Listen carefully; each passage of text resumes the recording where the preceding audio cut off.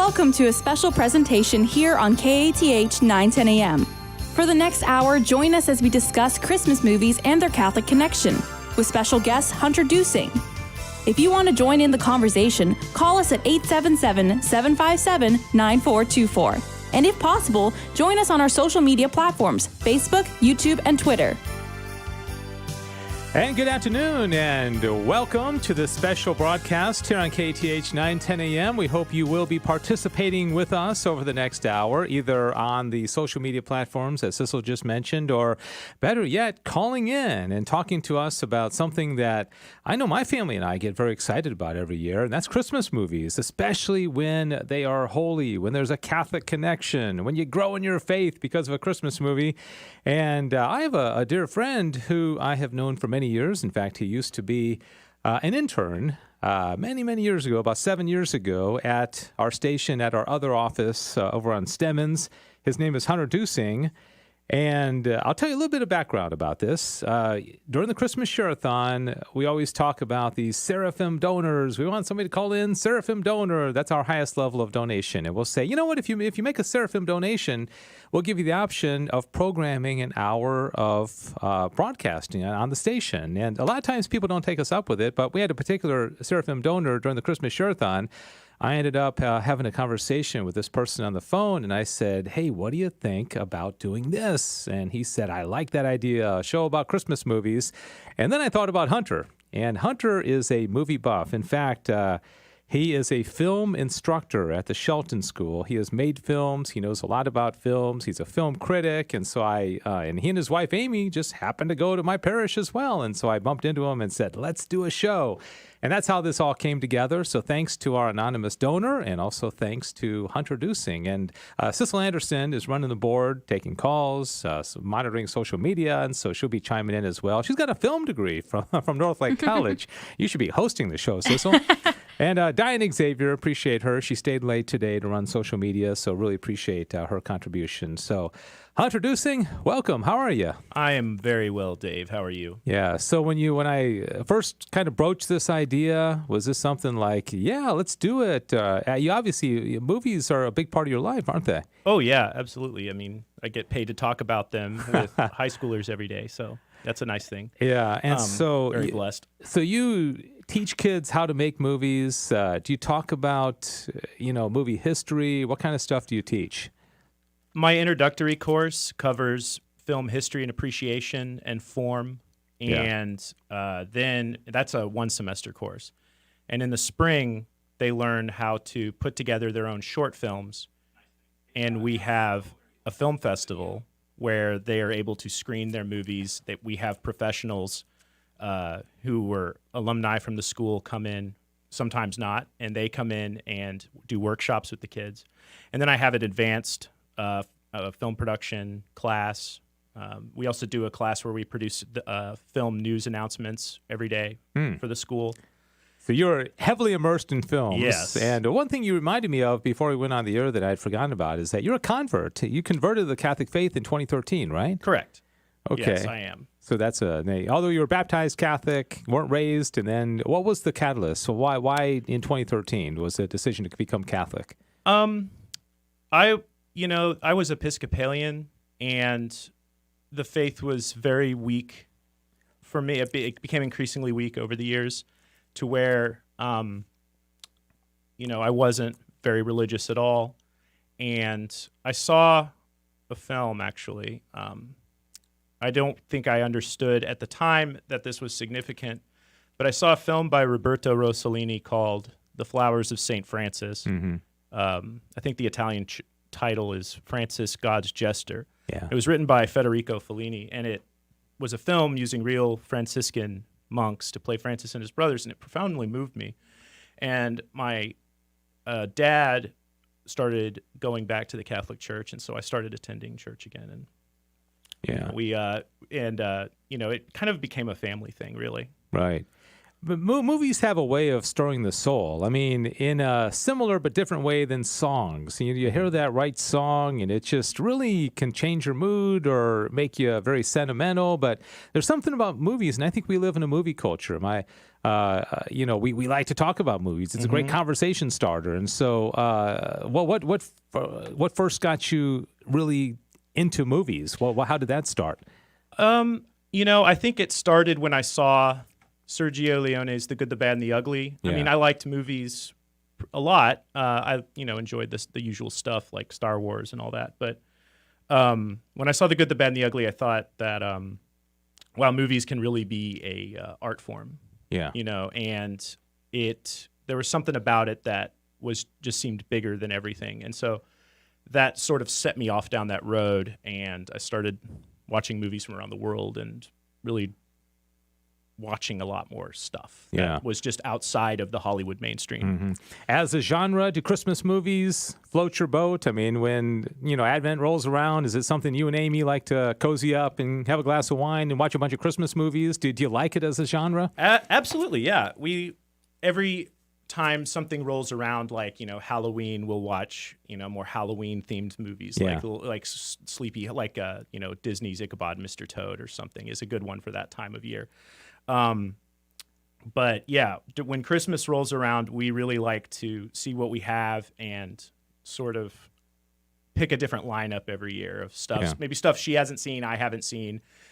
She's shown me Christmas movies that I had never seen before that are now favorites of mine, and vice versa. Yeah. All right, so we're going to open up the phone lines throughout this hour. We're talking about the connection between our Catholic faith and Christmas movies, and if you have a particular one, maybe an obscure one that you want to ask Hunter about, or maybe there's a really good Catholic-themed Christmas movie that you want everybody to watch this Christmas, call us up, or else you can comment on our social media platforms as well. Call up 877-757-9424, 877-757-9424. You can also find us on Facebook and on Twitter and on YouTube. And if you comment there, Sissel will let us know what you had to say, and we'll let everybody know what your comments are as well. Again, 877-757-9424. All right, so let's start up talking about your favorite Christmas movies, whether they're, and let me ask you this. I have a theory that if a movie has anything to do with Christmas at all, like if it's even set around Christmas, it is by its very nature a Catholic movie in a sense, because Christmas always turns us to Jesus by the very name. It's Christ Mass, yes, right? Absolutely. And so if something reminds us of the Christmas season, you're going to think about Jesus most likely, even if it's a passing. There's something about just the Christmas season itself. We wouldn't have the Christmas season if it wasn't for Jesus. So Correct. I know that's painting with a very broad brush, but in that regard, people talk about Die Hard, and I hate to start with Die Hard. It's a Christmas movie. It's set around Christmas You got to time, settle it now. Settle it now. We'll save that. It's inevitable that comes up. Yeah, right. It comes up in my class. It comes up everywhere. Yeah. Is Die Hard a Christmas movie? Because he and his wife are celebrating Christmas, and they wouldn't be celebrating Christmas if it wasn't for Jesus Christ and his birth. But anyway, let's talk about your personal favorite. Let's say 5 favorite Christmas movies and why. Well, the Citizen Kane of Christmas movies is It's a Wonderful Life. Yeah. And I know that's a very vanilla choice, it might seem, but every time you look at it, everything that Christmas is about is right there in that film. It's from 1946. It was directed by Frank Capra, and Frank Capra was from Italy. He came over to America as a child. Classic American rags to riches story. He sort of wrote the book on the romantic comedy with It Happened One Night, and he what was I going to say? He made these very important films like Mr. Smith Goes to Washington, and he made very important films like Mr. Deeds Go to Town. But then World War II broke out, and he went to war and made propaganda films. And this was a great sacrifice for him. And he said after the war, he came back and he would go to Hollywood parties and they would say, Frank who? Yeah. Like he said, like, the movie business goes on without you. Yeah. And so he got with Jimmy Stewart, who was also in World War II and was unsure of his future in show business. And he started a new studio called Liberty Films. And he wanted to make it for directors who were in World War II, people like William Wyler, John Ford, John Huston, George Stevens. And the first movie they made was It's a Wonderful Life. And it's considered a classic, so it must have made a lot of money, right? Well, no. It bombed. It bombed. It was a bomb. And Liberty Films went belly up, and that was it. And Capra only made a few more movies, but that was kind of the end. But I'm sorry. I just want to stop you because you're talking about it.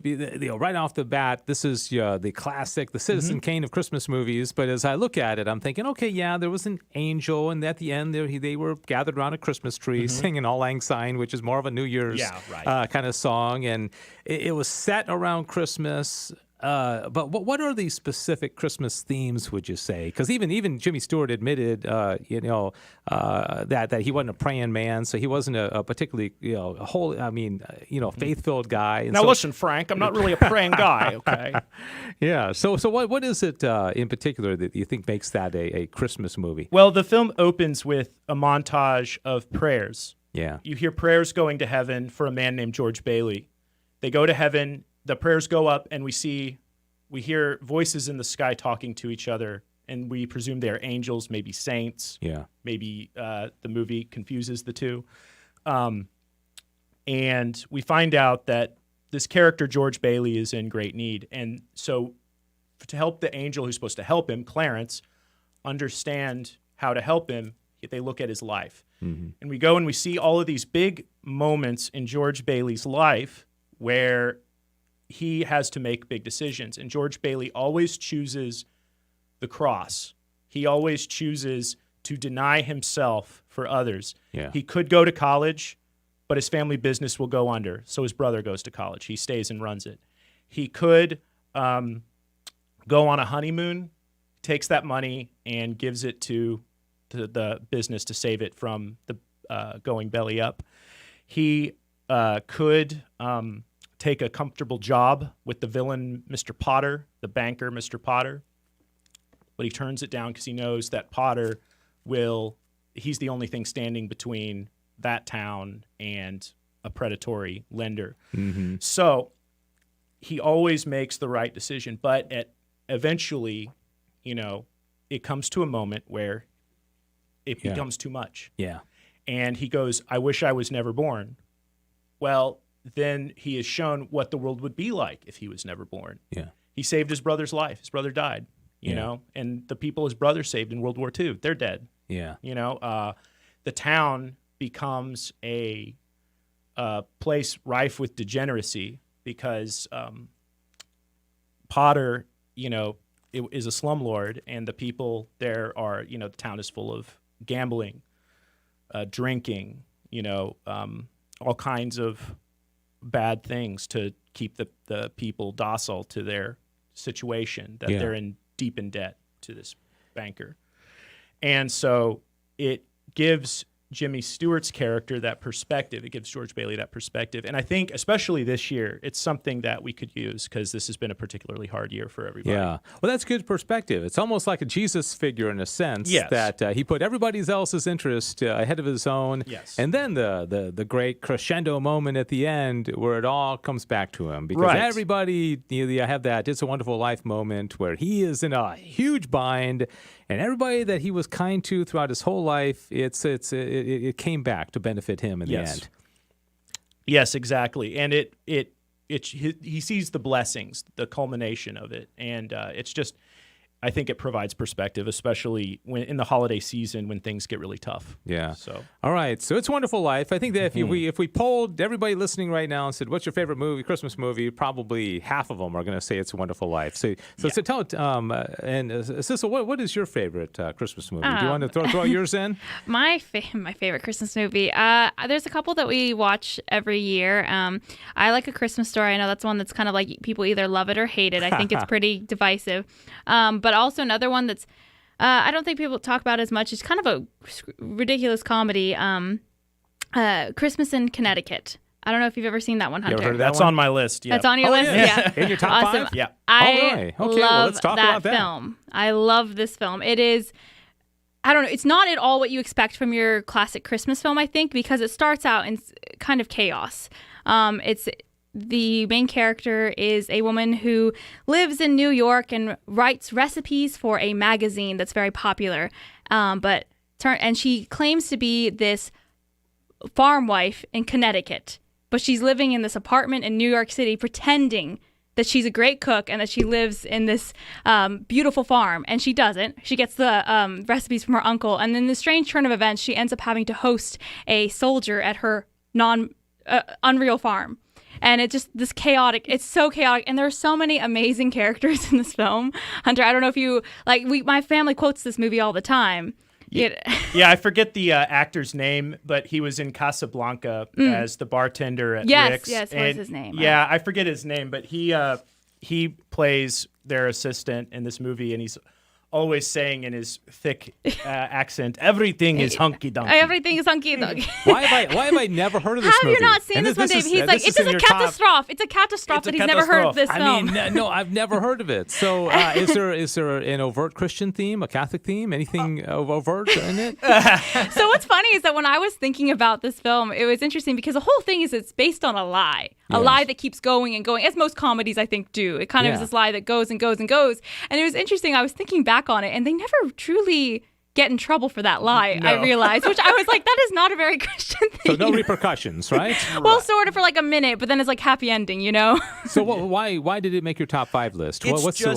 It's just a really happy movie, and the premise is hilarious. Yeah. I know it doesn't really have a direct faith-based connection, but I think, though, I guess if you wanted to kind of reach a little bit, it does sort of show that, in the media we have this image of how things are, Yeah. and the reality of that is not usually the case. Right. And so it's kind of, the image of it during Christmas, we have this image of how things should be versus how they are. And so it kind of gets to that a little bit, but that's very superficial. It's just a really fun, And very entertaining clean movie. It's completely family friendly. Yeah, it's got to be clean. My goodness. Yeah. For a Christmas movie. You want to sit with your family and watch it. Yeah. And there was actually a remake of it directed. Was there actually? Yes, on television, starring Tony Curtis. Oh, really? And it was directed by Arnold Schwarzenegger. I'm not joking. It's real. That's Good with voices. hysterical. Good with Oh, voices. my goodness. Let me give out the phone number again. This is a program where we're talking about the connection between Christmas movies, which I think most of us really enjoy this time of year, and also our Catholic faith and how the Catholic faith has influenced Christmas movies, more or less. 877-757-9424. Hunter Dusing is our guest. He is a film instructor at the Shelton School in Dallas. And so maybe there's an obscure one. I think Christmas in Connecticut is obscure because I've never heard it. And that doesn't necessarily mean it is. But let me bring one up. I want to, by the end of the hour, definitely get to your top 5 and maybe some more obscure ones as well. But We've done 2 already. We've done 2. Can I bring up Elf? Yeah. Because I've got this theory, and I don't know if you're going to agree with it or not, that Elf is certainly not overtly Christian by any way or overtly Catholic.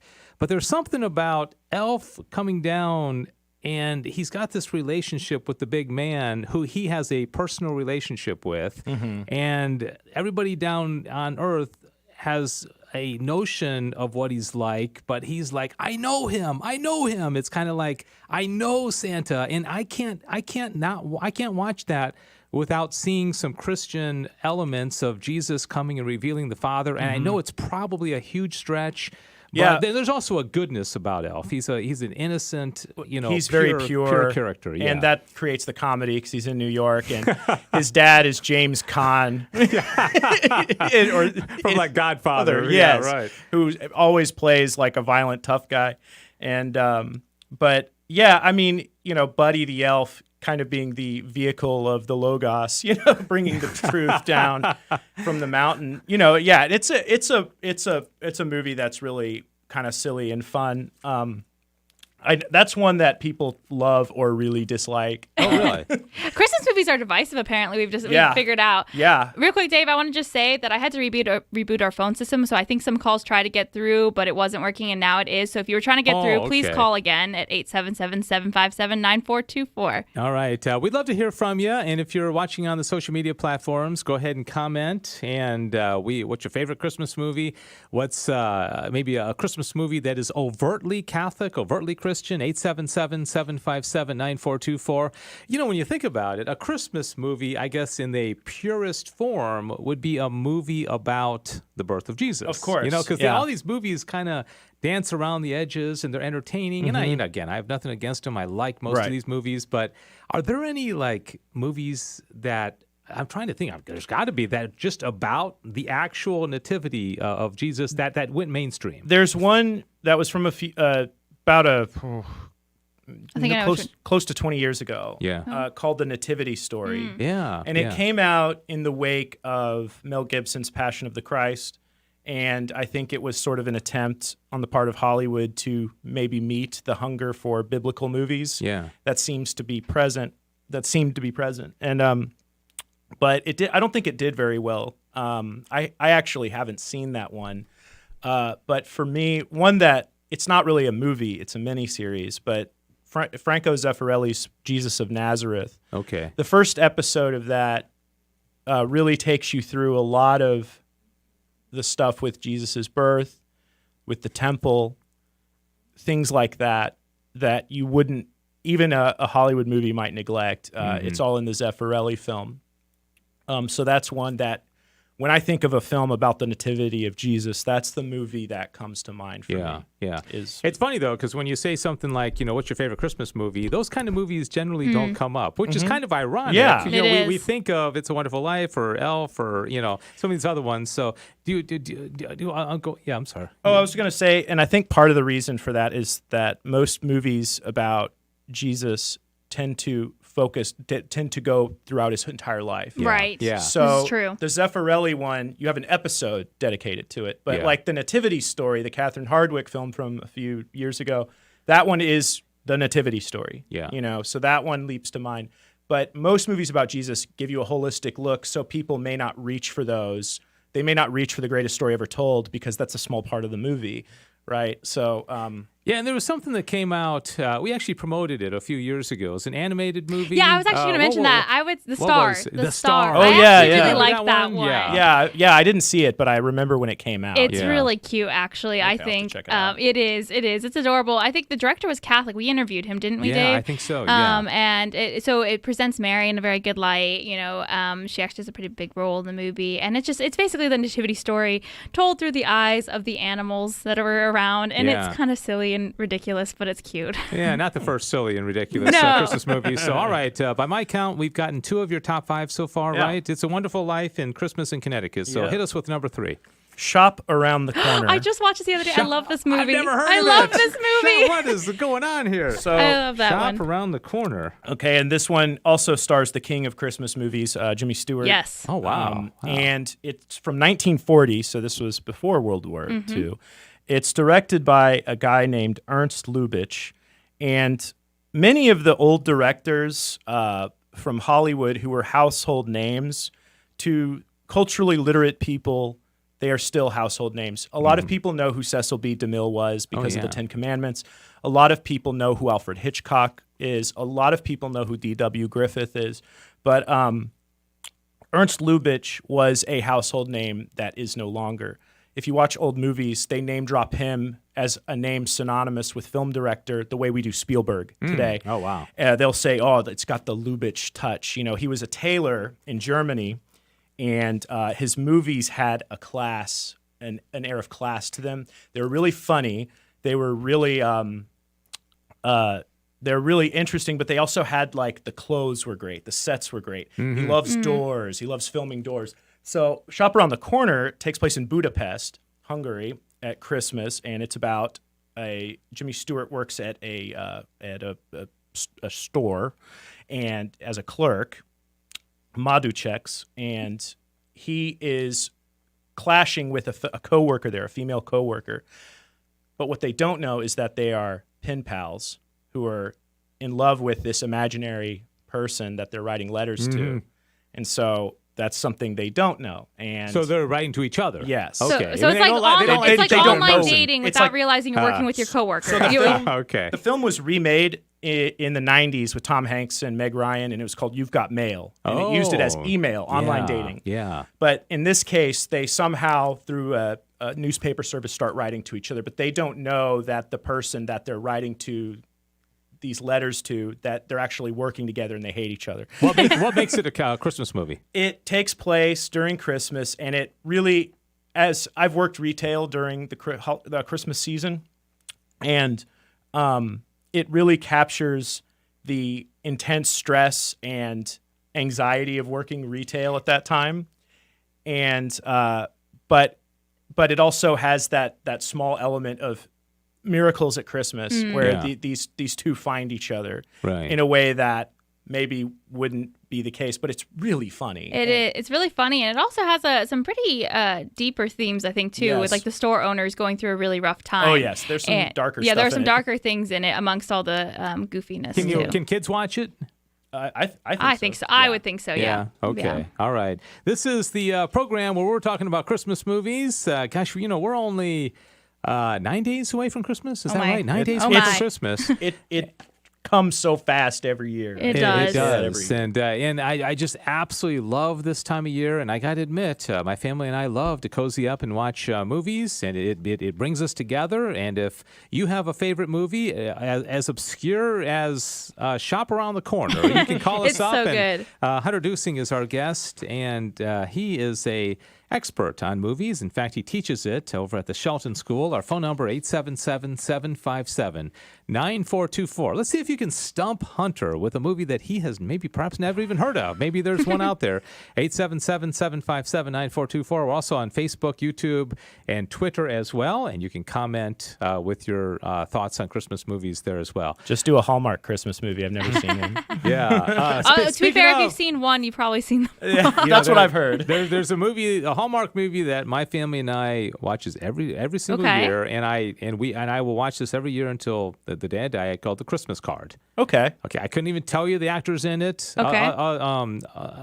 But it's a great movie, and it kind of combines patriotism, family, warmth, home values, small town America, military, respect for veterans, and there's a lot, and it's funny, and you ever heard of it?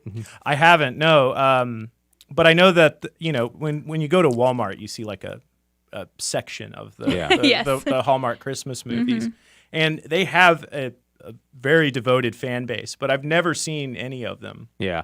Would that be kind of like if you're a film critic and you actually take it seriously, it would be kind of like a fancy chef eating at McDonald's? I mean, Sure, but that stuff has its place. Yeah. I mean, not every movie you watch has to be, Gunga Din or whatever, Lawrence of Arabia. Yeah. All right. You want to hit us with another one? You've got 3 so far: Shop Around the Corner, Christmas in Connecticut, and It's a Wonderful Life. Maybe a fourth one that of course I've heard of It's a Wonderful Life, but what's your fourth one? Well, this is kind of cheating, but I put Christmas Carol adaptations. Okay. When I was a little kid, you know how kids will have a movie or something they fixate on and they watch it over and over again. And they just can't get enough of it. For me, it was Mickey's Christmas Carol. I would watch that thing constantly on a loop. This is based on Christmas Carol? Yes. With the Scrooge, yes. right? Okay. And it had this wonderful Scottish actor playing Scrooge in it. And he had a voice like this. It was I heard him speak in... he was in The Time Machine, the H.G. Wells movie, and the moment he spoke, I was like, "That's Scrooge." Yeah. But that imbued a love of that story for me at a young age, and so anytime a movie is based on that, I'll watch it. Yeah. Now let's talk about the Christian theme of Christmas Carol, because obviously you got the curmudgeon, you've got. Tiny Tim? You've got the and I got to be honest with you. I've watched this movie a few times. You've got the Ghost of Christmas Past, so there's obviously a spiritual element to it where people are returning from the dead, and so talk about that to me from the Christian themes in that. I think it's less explicit than stuff like It's a Wonderful Life because Jesus never comes up in the story as far as I know. But it does seem to the message of the film is that the life you live and the way you interact with other people, well, it leaves something behind. It's a Wonderful Life talks about that, but depending on which version, I mean when the Ghost of Christmas Future visits and shows Scrooge what the world's going to look like if he continues down this path, part of it is, he goes down to the hot place, and it does send that message that there is some sort of you will be made to answer not only in this life but in the next life for what you've done. So that's an important message that it sends home. And let me, along that theme, on a lighter note, is Scrooge. I'm sorry, Grinch. The Grinch Who Stole Christmas, which has a similar, curmudgeon, doesn't like Christmas, doesn't like people. There's a real, redemption. They remade Grinch a few years ago, and my kids love the remake of it. And so I still like the Boris Karloff original. Yes. And, the whole thing of, Christmas isn't about gifts. It's not, even though all that material was taken away, it never was about that in the first place. Yes, that's pretty cool. The Whoville, the denizens of Whoville are happy to be just together at Christmas. And the Grinch he mistakes that it's about materials, it's about things. Yeah. But they never quite make that leap and say it's about Jesus Christ. Right. I mean, that's the not thing. There. Right. Yeah. So they kind of they knock at the door, but the door never gets open. Yeah. Right? And A Christmas Carol does that. It doesn't really explicitly acknowledge that. It has a lot of those values, those Christian values, but it's never attributed to that. Yeah, which is interesting. It's almost like they think, okay, we're going to go so far, and maybe you just can figure it out, okay? Or I don't even know who made the Grinch, if it was a Christian person, or do you know? I think it was Ron Howard. Ron Howard? Yeah. No, the original. Oh, the original? Yeah, the original. Well, Dr. Seuss. It was Dr. Seuss. Dr. Okay, Seuss. was he Jewish? Yes. Okay, he was Jewish. Yes. And so it would not obviously have had but he must have. At least I'm pretty sure he was. Understood. Yeah, I think he was. So interesting. Somebody just texted me, my friend Scott, and wants to comment on the Charlie Brown Christmas. Oh yeah, and this is where there is some overt Christianity. It is Linus's speech. Yeah, and there's a lot into this. In fact, I saw it. I was watching it the other day.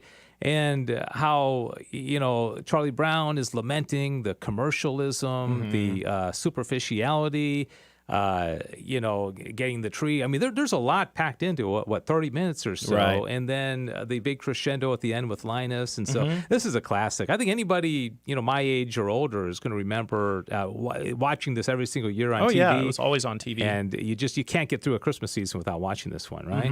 Yeah. And it's short and sweet, so it's not a huge time investment. It's great. Yeah. But I was a big fan of the Charlie Brown stuff when I was a kid. Yeah. All right. Starting to get some calls and comments. 877-757-9424. 877-757-9424. And so we now have got 4 of yours. One of them was the adaptation, and then Shop Around the Corner, Christmas in Connecticut, and It's a Wonderful Life. Before we get to your 5th, and this is Hunter Dusing. He is a film teacher at the Shelton School, and this is what we call a Seraphim show, because this is a show that was brought about because somebody was very, very generous during the Christmas Share-a-thon, and we said, let's do a show like this. And so we hope you're enjoying it. Miracle on 34th Street. We actually watched that recently. I know there have been several different versions of it. That's a neat movie. What do you think of that one? I love that film. It's great because I'm going to talk about the original because with Maureen O'Hara and Natalie Wood. Yeah. But I like that film because you have sort of a very rational, almost obsessively rational world, and then there's this guy who's Santa Claus, and he's just like, I'm Santa Claus, right? I'm not crazy. I'm Santa. Yeah, and everybody wants to, prove he's not, and Natalie Wood's character, she's one of these little girls who's been completely jaded, and so like this encounter with this being, this guy who claims he's Santa, is one that kind of changes her life, and it's a really it's a really funny movie, and it's really sweet. And getting back to Elf and also Miracle on 34th Street, there's this element of faith, you know, like even in Elf, where you had people had to get to a certain level of belief, right? Right. They had that little meter, and as soon as that meter got to a certain level, then the sleigh takes off or something like that. and you know, and so I see Christian elements in Elf, and of course, like you say, this whole, you know, even a courtroom scene at the end. I saw the more recent one, which I thought was well done. Yeah. And Cecil, you had a call about this, right? Yeah, actually, so Bill, our good friend Bill Kula commented on Facebook saying that he thought, he's talking about that courtroom scene at the end in Miracle on 34th Street when, you know, they dump all the letters out and they're like, okay, well, I guess the judge is like, if since the United States government declares this man to be Santa Claus, this court will not dispute it. Case dismissed. And he goes, this scene reminds me of Doubting St. Thomas, I misread that, who had to see the holes in Jesus' side and hands in order for him to believe that Jesus was for him, saying, my Lord and my God. Do you think it's human nature to have to see something to believe it versus to rely on faith to believe? Yeah, that's good. Yeah, and I agree that is kind of human nature. A lot of people, you know, they say unless it can be proven, I won't believe it. Yeah. You know, I know a lot of people who are like that. Yeah. Let's go to the calls. Appreciate people calling in. Carl in Richardson, phone number here, 877-757-9424. We're talking about the connection between our beloved Catholic faith and Christmas movies, which most of us really enjoy. My guest is Hunter Dusing in studio, former intern. Everything he ever learned came from us. Did we lose him? Okay, we lost Carl. Maybe it took too long. Carl, call back. Can we go to the other call or not? I think we may get Carl back on the line. So do you want to share your fifth one with us, Hunter? Sure. Now this one, I'm going much more lowbrow. You saved the lowbrow one for last, right? Yes. Home Alone is a big favorite. Oh, wow. Okay. Because that one hit when I was the right age. It came out in 1990. I was the perfect age for it. But you know, when you go, the one of the reasons it's in the top 5 is actually the soundtrack by John Williams. Yeah. My dad, every Christmas in the CD player, he has John Williams conducting the Boston Pops, and it's stuff from Home Alone. And it is one of the things that is a soundtrack to Christmas for me. But the movie also, I think, has a strong theme of honoring your parents. Yeah. Because the movie opens with Kevin McAllister, this character who's very disrespectful. He's horrible to his parents. And as a result, he's kind of forgotten and left behind at home. And at first it seems like a fantasy. It's such a little kid thing. Like this kid is, he gets to do whatever he wants. But then he finds that that's actually quite dangerous. It's hard to exist without your parents. And we have the Looney Tunes stuff with the the burglars. But there's a great scene in a church when you have these beautiful "O Holy Night" hymn. Yeah, and he talks to this guy about about your family and the importance of family, and it's a great scene that really I think hammers that theme home, and it gives it a little bit of a stronger connection than a movie like that would otherwise have. Yeah. That's good. Okay, so those are your top 5, and I know you probably have some obscure ones as well. Yeah. Calls are really starting to pour in now, so I want to go to those. Carl, we got Carl back. I think he was from Dallas? He's from not Waxahachie. I'm sorry, Richardson. Okay. I was Carl, thinking thanks for calling back. What was your comment or question for Hunter? Well, I wanted to throw out a couple. First of all, I love this show. Oh, thank you. Because I'm a Christmas movie obsessed guy. And the day after Thanksgiving, I watch one every night. My wife is like, wait till December 20, and then you can do 5. So I'm basically, I know them all. I will throw in White Christmas. Oh, yeah. I love White Christmas. Crosby, Danny Kaye, yes. Vera Ellen, Rosemary Clooney. Basically a vehicle for those first 4 stars, but we love them. I'm going to throw in Holiday Inn. Love Holiday Inn. Yes. And for the throw in, I think the 1938 version of Christmas Carol was Alistair, as I can't remember his last Alistair name, Sim. as the lead. Love that one. There's something about that one, I think, that captures the sentiment, and it also captures the doom of living in sin and the joy of reconciliation with the Lord. And so I think there's, and of course, any one of the hallmarks. I say my daughter's an English major and myself could sit down for 45 minutes and write one of those plots. Yeah. Hey, have you seen a very merry mix-up Hallmark one? I have not. I can watch that one tonight. Okay. I don't know if I necessarily recommend it. It's cheesy Hallmark. But I was telling my family, I said, they may be cheesy, but for the most part, they're clean. That's I true. know Hallmark has taken a little bit of a weird twist and turn the last few years with some of the more alternative, family kind of stuff. But generally speaking, at least traditionally, Hallmark has been at least clean movies. I'll throw in another one that is similar to the original 34th Street, which is the Tim Allen Santa Claus. I think the first one. Yeah. The first one I think is probably the most interesting, but it's kind of along the same theme of what would happen if there was a real Santa Claus. I'm really enjoying the show. Yeah. Hey, thanks a lot. I'm going to go ahead and let you go. Do you want to just keep listening to Hunter will comment? You gave us a lot there. In fact, let me put you on hold, and we got a couple of people we're going to get to. But any comments? He mentioned a lot of them there. White Christmas is one we watch with the family every year. So that's a staple. But you mentioned the Santa Claus. I saw that in the theater when it came out. I loved it. It actually came up in my class the other day as we were talking about how we were like, it's actually the concept is sort of interesting. It's Tim Allen accidentally Santa gets killed and he turns into Santa. I hate when that happens. We were going, that's kind of a dark premise a little bit. Right. For a cheery Christmas movie. Yeah, you're where did we go with this? Tim Allen killed Santa. Well, that was awesome. I mean, Carl, wow, a movie every night. Yes, from Thanksgiving he on. loves them. That's so awesome. Yeah, I tell my family, I said, I don't want to listen to Christmas music or watch Christmas movies until Thanksgiving. That's kind of that moment where we open up the floodgates. But before then, I don't think so. And now you have a lot more to watch nowadays. Yeah, I'm keeping my list here. Yes. Okay, Father Jacob has called in and wants to comment on the show. Hi, Father Jacob. Thank you for calling.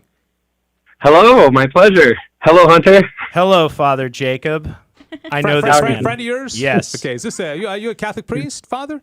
I am. I'm a Jesuit priest serving on the Rosebud Indian Reservation in South Dakota. Oh, wow.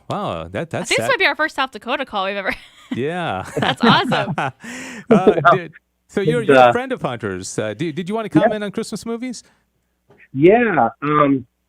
So, I mean, among many changes that come in a man's life when he's ordained into the priesthood, I find, the movies that I watch and what I pick up changes. And the past few years, I've had a little tradition of watching The Lion, the Witch, and the Wardrobe on Christmas. I'm glad you brought that up because I was actually, something I wrote down was movies that aren't explicitly Christmas movies that you watch at Christmas. And that's one that I wrote down. Because it's a Jesus movie, right? Yeah. I mean, ultimately, it's about Aslan would be a Jesus figure, right? Yes. Yeah. Yeah. And it starts off, Narnia is under snow, and they say we haven't had Christmas in a long time, and there is an encounter with Santa Claus. Oh, that's right. I always forget it. It really is Coca-Cola Santa Claus. Like, here's a sword, here's a bow and arrow. You're going to go into battle. There's an evil witch. Good luck, But I like it because it helps me kind of put Christmas in the context of salvation and eschatology and this is Jesus arriving on the battlefield and gearing up for the war for our salvation. And so it kind of helps me put Christmas in the context, or a lot of Christmas movies that I also enjoy. It's just like Christmas for Christmas's sake. Yes. Yeah, that's a good way of putting it. Well, that's a unique one, and I remember reading those books with my family, and it's C.S. Lewis, of course, was outstanding. Any other comments about that, Hunter? Well, I forgot how strong the Christmas connection is in The Lion, the Witch, and the Wardrobe, but I like to watch Lord of the Rings around Christmas in a similar vein, and that one is much more of a vague connection, but Tolkien's Catholicism really comes through in the story and stuff. So. Actually, I had a great meme the other day about that it really is a Christmas movie because it's got elves.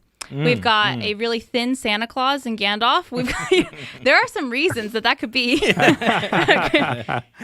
Yeah. Father, thanks for the call. It's great to hear from you from South Dakota. Anything else before we let you go? I appreciate you calling in. I know Hunter appreciates it. Yeah, definitely. No, just eventually a Merry Christmas to everybody, and God bless. And I'm enjoying the show so far.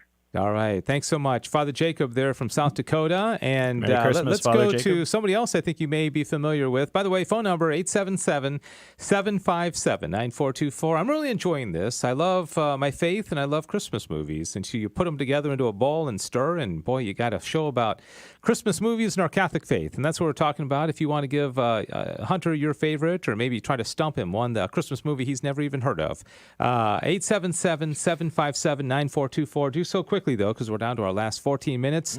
And we're going to go to Jack calling from Plano now. And I think this may be somebody you know. Jack, good afternoon. Thanks for the call. Good afternoon. How are you? Good. Good. So you know Hunter, don't you? Yes, sir. I'm one of his students. Oh.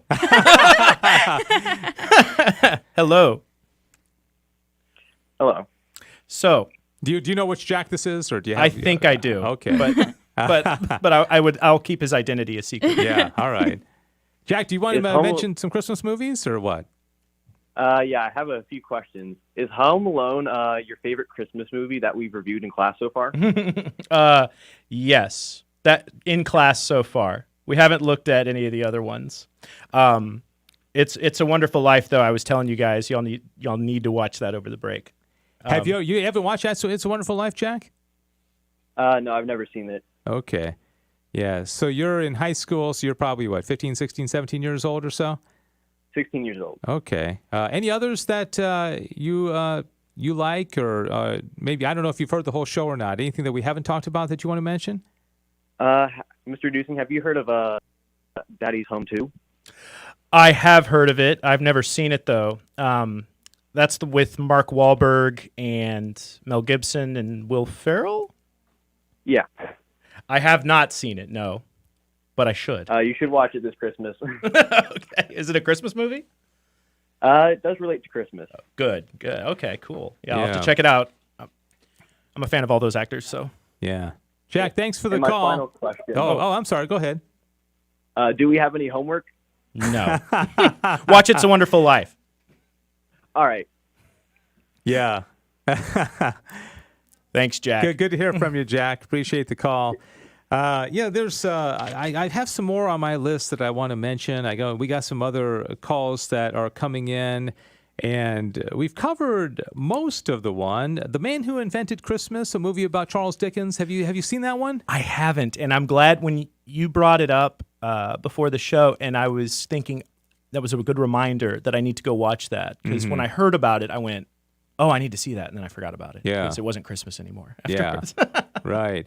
And yeah, it seems like, if, what makes a Christmas movie? I mentioned earlier, hey, if it's around the Christmas time and there's anything that reminds you of Christmas, it's about Jesus Christ ultimately. But there's also just a family element. The weather around Christmas time is always so beautiful as well. The Polo Express. Let's talk about that. I mentioned before we started something that I hear about the Polar Express a number of times, but I don't want to prejudice you or Sissel. But what are your thoughts on that one?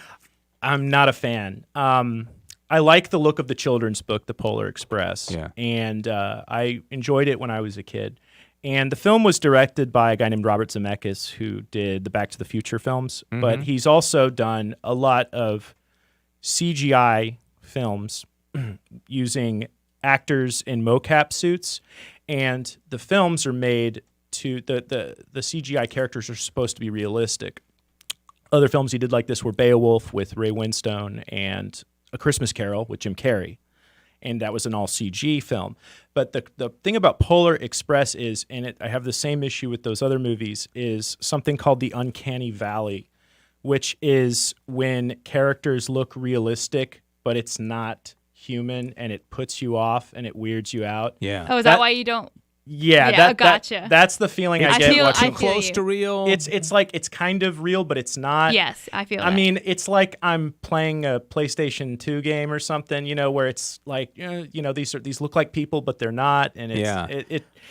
And or if, say, you call like a business and you're not sure if what the person talking to you is a real person or a robot. Like they sound like a robot. Yeah, but they're kind of answering, like I've even asked before, like, are you a real person? You're creeped out. You have a reaction to it. Yeah. And so that's kind of my feeling with Polar Express is I know some people who are huge fans of that movie who watch it every year, and I know some people who are like, it scares me. Yeah. I firmly in the latter camp. Yeah. What about you, Sissel? Have you seen that one? The Polo Express? Yeah. Yes, I have. I like that one. I understand what Hunter's saying. There are certain things that also kind of disturb me with different animations and things like that. That one doesn't bother me, but I think it's a really it's a nice story. It kind of goes on that thing about believing what you can't always see. Although, of course, he does see it, but it's kind of that theme as well. I have a couple of other movies from some people that have called in. Didn't want to go on the air. Yeah. Some of these are ones that just had a Christmas scene in it, but they're really good movies. Like Bells of St. Mary was brought up, Miracle of the Bells, and then All Mine to Give, which I was just reading the outline of it. It's actually about a family that moves to America and in the 1800s, and the ends up being with the oldest of a large family, has to take care of his siblings after his parents die, and it kind of is a Christmas miracle kind of story. So it kind of sounded very sweet. It's from 1946. Yeah. Seems like the 1940s was a good time for Christmas movies. Yeah. What was going on? I mean, it's post-war. There was a lot of excitement and jubilation. It was a good time in America. A lot of stuff came out that decade. Yeah, it did. And, I think Catholicism had a much stronger presence in Hollywood. I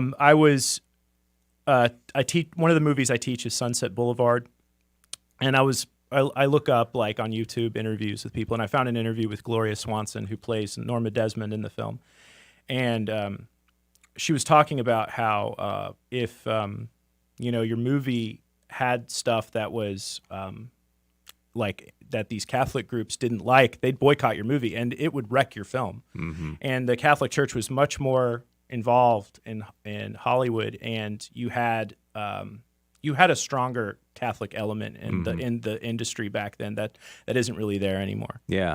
I'm trying to think of that movie Pray about Father Patrick Peyton, where he was buddies with all the Hollywood stars. I don't know if that might have been early. I don't know if he was in the 40s or 50s, but he was kind of in that time period where, all the Hollywood greats, the Gregory Pecks and, even Frank Sinatra, they were very, very, very close friends. And I think Fulton Sheen, will probably had some of these friendships as well. Yeah. But nowadays, that's just not really the case, where Hollywood and Catholicism seem to be kind of button heads. Yeah, it's, in fact, movies that are explicitly Catholic, it's almost a cottage industry unto itself, where you're making the films specifically for that audience independently. But occasionally stuff does happen, you might get, and I have some issues with this film, but you might get something like Silence by Scorsese, which deals directly with Catholicism and Catholic history, and it's a Catholic story, so occasionally you'll get something. Yeah, but it's pretty rare. Yeah. Down to our last few minutes here, and I see we are getting some more comments on social media. We're on YouTube and Twitter and Facebook. I want to thank Diane also, because if you're watching on the social media platform, she's putting images up that relate to all these movies that we're talking about, and it's really cool to watch and see George Bailey on the screen as we're talking about It's a Wonderful Life, and even Polar Express and all these. So thanks to Diane for her job behind the scenes. 877-757-9424. Hunter Dusing is my guest. Sissel Anderson is here. I'm Dave Palmer. And let's see. Sissel, did you have some comments? Yes. Actually, our very own Toya had commented Christmas with the Cranks. I've never seen that one. I haven't seen it either. Oh, well, we can't speak on it then. I know what it is, but I haven't seen it. I think it's got Ben Affleck. I don't know. Yeah. Dave, have you seen it? Christmas with the Cranks. No, I've heard of it. Well, we cannot comment then. That was short-lived. No, I said if you want to stump the film guy. Yeah, so I guess you did. Our own VP stumped you, Hunter. I guess we did. Yeah. I have to ask Hunter, have you ever seen We Are No Angels, in the 40s version, not the later one? I just discovered that there's one later on that's much more inappropriate. But yes, I think that one has like Sean Penn or something. Yeah, 1955 with Humphrey Bogart. I haven't seen that one, actually. Okay. That's a good one. I'm writing that down. We Are No Angels, yeah. That's one that I've been meaning to see, but I haven't seen. Yes. Generally speaking, when they remake movies, do you ever look at a remake and say, that's better than the original. I'm thinking like, I don't think they could remake, although I think they're talking about remaking It's a Wonderful Life, and that guy from Saturday Night Live is going to be in it or something, Davidson or Pete Davidson. Yeah. Oh, dear. I just don't think you can do that. I don't think that's going to go well. It's like you can't remake Sound of Music. Right. Because nobody can do it. Nobody. That's just, I don't know. Maybe it's a good sign that nobody remakes your movie. There's some movies that are just above that, like Citizen Kane or like The Sound of Music. But there's a remake of West Side Story coming out. Yeah. And so it does happen. But no, remakes are rarely better, but sometimes they surprise you. Yeah. Sometimes there's a remake that eclipses the original, but it's not. It's more often the case is it's not as good. And I think there are some young people that just don't want to see black and white movies. Well, they just don't like the old movies. I like them, but some young people want to see something new. Well, that is the thinking with Hollywood. Is they're like, we have this property, and a lot of people just aren't going to watch the old ones, so why not remake it? Like that is the argument they have, and it's a valid one because sometimes these make money. They may not stick around in the culture, but they do well because there's a name recognition with it. Yeah. All right, Hunter, we got about 3 minutes remaining, and then when you hear the music, we're about done. So I just want to let you, monologue here and talk about anything related to the faith, the movies, anything else related to Christmas movies or otherwise that you want to talk about. Well, one Christmas film that I wanted to mention when we talk about underrated ones is Joyou Noel. It's a French movie, and it's about the Christmas truce of 1914 when the Allied and Central forces in Europe took a break from shooting at each other on Christmas Eve, and they decided to come out of the trenches and spend Christmas together. Wow. That's amazing. It is very powerful. And how do you spell that? Joyou, Joyeux. Okay. Noel, Noel. Okay. And that's an interesting one that has kind of been somewhat forgotten, but it has its fans, though. You'll see it show up on some Christmas movie lists. But that one is very interesting, especially if you like history. Yeah. Because it's a remarkable story. Yeah, interesting. I'd like to see that. In fact, I'm going to be like Carl, and I'm going to have to watch a movie a night for the next month and a half to watch it. Any other comments, Sissel? I think there was one here. Gosh, I thought I saw one that we hadn't talked about yet. Well, let's see. I mean, I mentioned Amy Dusing. Does that name ring a bell? The Bells of St. Mary. I think Sissel mentioned that one. Bells of St. Mary. Yes. Yeah. Bells of St. Mary has that Christmas pageant scene. Yeah. Yes. What about as we close up here? Just movies in general. Your favorite movie, and also maybe Catholic specific movies that you like. That some Catholic movies that you really like. Okay, so Catholic movies. This is one of my favorite movies of all time. Is Man for All Seasons. Yeah. Go watch that if you've never seen it. If you're a Catholic and you've never seen Man for All Seasons, go down to Movie Trading Company or go on to streaming or whatever, wherever you can get movies. Get Man for All Seasons, which is about St. Thomas More, and get Becket with Peter O'Toole, which is about St. Thomas Becket. Mm-hmm. Even if you're not Catholic or Christian, you will love these movies. Yeah. They are must sees, and my personal favorite films are my personal favorites. I usually say is The Good, the Bad, and the Ugly. Yes. But if you want to say best of all time, I'm just going to go. So you with like Citizen spaghetti Kane. westerns? Oh yeah. A lot of them are really bad, but Yeah. but the Leone ones are good. They're the amazing. Corbucci ones are good. Some of them. But as far as Catholic stuff goes, Becket, Man for All Seasons, Flowers of St. Francis, that movie I mentioned earlier, is a great film if you don't mind reading subtitles. It's an Italian movie, and it is quite good. I really like it. So, yeah. All right. Well, this has been a fun hour. I appreciate you coming in. We appreciate our anonymous Seraphim donor who made this possible. And Sissel, boy, an hour talking about films with a film expert and me. No, it was great. I love this. Yeah, it was fun. And we should do it again sometime. I would love that. Thanks again, Hunter. And I have a whole paper filled now with movie titles, many of which I want to see, and may take me the next 6 months to see all these. Yeah. But anyways, thanks so much for being in. It's been a great hour. Thank you for having me. Again, thanks to Cecil Anderson, and thanks to Diane Xavier, as I mentioned, handling all the social media behind the scenes. Thanks to all who watched or listened to us. Have a very happy rest of your Advent, a very Merry Christmas, and Happy New Year. God bless you, and thanks for listening to the Guadalupe Radio Network.